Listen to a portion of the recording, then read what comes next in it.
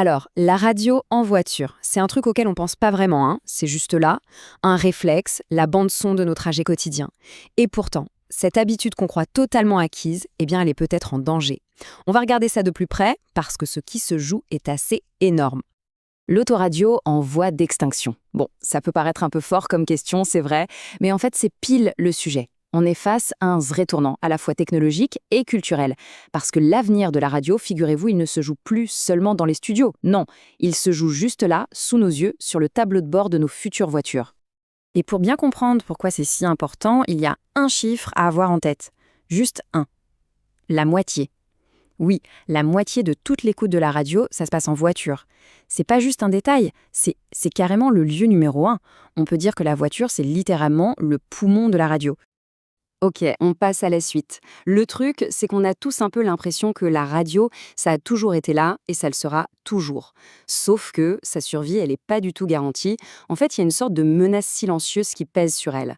Et elle arrive sur deux fronts en même temps. D'un côté, c'est l'argent et de l'autre, la technologie. D'un côté, donc, on a les petites radios locales qui sont de plus en plus fragiles financièrement, alors qu'elles sont hyper importantes pour la diversité.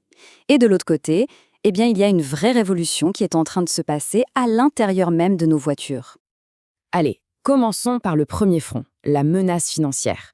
Et pour ça, l'exemple de ce qui se passe en France est assez parlant. Ça montre bien à quel point tout l'écosystème de la radio est fragile et dépend de certaines décisions politiques et budgétaires. Alors voilà le chiffre qui fait un peu froid dans le dos, 40%. C'est la baisse qui est envisagée pour le fonds de soutien qui aide les radios locales. On parle du budget 2026 en France. 40%, c'est une coupe énorme, hein. C'est pas juste un petit ajustement. Et attention, ce fonds, c'est pas juste un petit bonus, hein.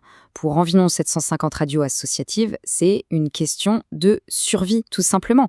Il faut savoir que ces stations, la loi limite très fortement leurs revenus publicitaires. Donc cette aide de l'État, elle est absolument vitale pour qu'elles continuent d'exister et de proposer une info locale, une culture différente. Bon, ça, c'était le front financier. Mais maintenant, passons à la deuxième menace. Et celle-là, elle est peut-être encore plus grande, plus globale. C'est la transformation de nos tableaux de bord. C'est vraiment là que le danger se niche. Franchement, regardez la différence. C'est flagrant. Avant, on avait quoi? Un simple autoradio qu'on pouvait même parfois enlever. Maintenant, on a un immense écran, un vrai centre média. Et la radio dans tout ça? Eh bien, elle n'est plus du tout au centre. C'est devenu une application, une app comme une autre, qui se bat pour notre attention avec Spotify, Deezer, les podcasts. Alors, face à ça, on pourrait se dire, ok, mais la loi nous protège, non?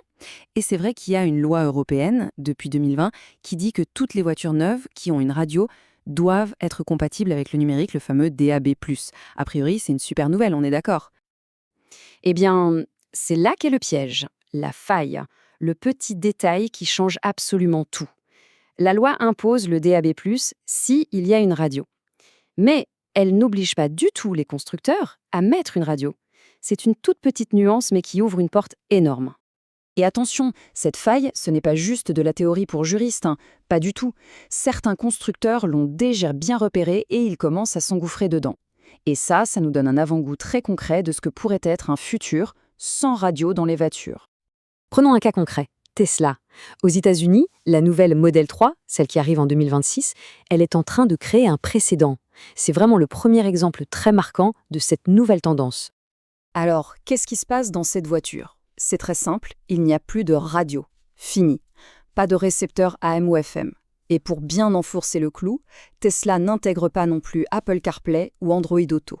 Ce qui veut dire que même si on veut utiliser une appli radio sur son téléphone, c'est tout de suite beaucoup plus compliqué et surtout moins sûr en conduisant.